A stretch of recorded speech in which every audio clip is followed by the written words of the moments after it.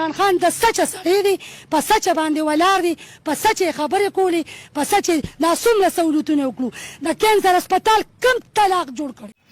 السلام علیکم ملګرو. پښتني مور د عمران خان یو اصلیت ښکاره کړی دی ځکه چې د عمران خان د غریبانو سره مرسته کولې. عمران خان سره د غریبانو فکر او سوچ نو عمران خان ځکه جیل ته راځي. تاسو دا ویډیو ګورئ مخکې ملګرو سره لازمي شیر کې راځي.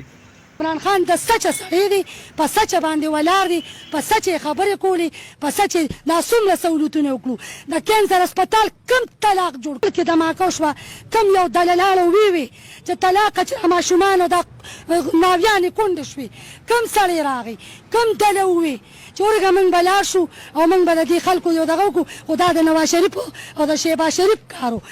دا د عمران خان نو.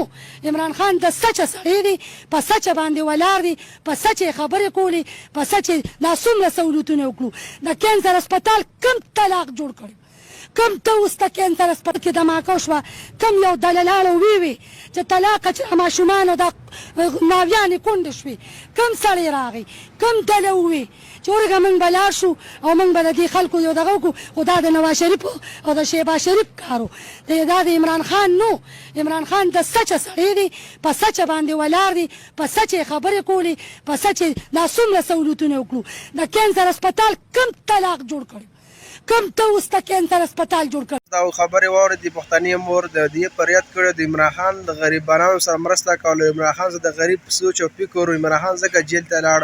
نو اوس عمران خان سره په جیل کې څه کېږي نو بېګا د عمران خان خور د ډیوډ کړی د عمران خان باره کې نو عمران خان چې په جیل کې دی عمران خان څومره ټیم د جیل کې وشو نو د عمران خان څلور پیره قرآن مجید ختم کړو ماشاءالله نو او د اسلامي خپل کتابونه ګور عمران خان نو عمران خان د سیاست په جیل کې دی او عمران خان په قرآن مجید څلور پیره په جیل کې ختم کړو نو او بل نو شریف پر روان دی 21 اکتوبر باندې نو سبا کېږي جیل ته به ځي او که دغه سبا کېږي نو لاپته به نن ماښام نه لګي نو شریف او عمران خان به ډېر کیسونه وشله انشاءالله را خلاصېږي به دواګانې به ورته کوئ او نو کې نشته انشاءالله نو ګور عمران خان نو عمران خان د سیاست په جیل کې دی او عمران خان په قرآن مجید څلور پیره په جیل کې ختم کړو نو او بل نو شریف پر روان دی 21 اکتوبر باندې نو سبا کېږي جیل ته به ځي او که دغه سبا کېږي نو لاپته به نن ماښام نه لګي نو شریف او